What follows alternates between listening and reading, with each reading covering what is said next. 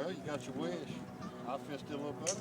Yeah, you know, they responded, which is what you hope to see. You know, no question they had more passion, more determination to do some things that were positive today, and then we finished some drives. And it was kind of a offensive friendly field position early on. And those are situations you got to work and you got to respond to and you got to do. But even when we went to the drives, I thought that the offense performed well and had a chance to make some more plays and didn't. We had some drops that were probably touchdowns. And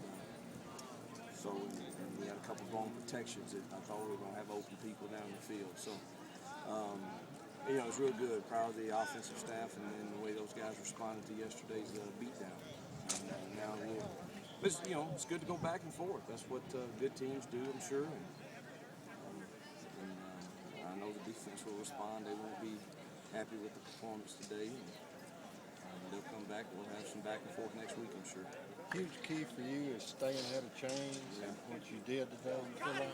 Well, most of the time. I mean, there was a few times that, if a receiver puts his foot in the ground and goes forward, or a quarterback puts his foot in the ground and goes forward, you stay where you're in real manageable third or fourth down calls. And we can't afford. We've got to get that fixed to where we know the situations. And had a couple of negative deals on snap infractions, which our quarterbacks have got to speak up some, and our centers have got to really focus in on just hearing one voice. But we had a few negative plays, but all in all, I thought it was pretty successful as far as staying on schedule. Going live seemed to help Barry McHale a little bit. Well, it gives you an accurate representation of who we kind of are. And, there's times in practice where we'll run one of those and then the quarterback will make a decision to keep it, and we'll go it pretty quick. You have no clue whether you got 1, none, or 10. It's always a risk, but I've always done that with, if we have 2 or 3 guys, I usually tend to do that somewhere toward the end of spring.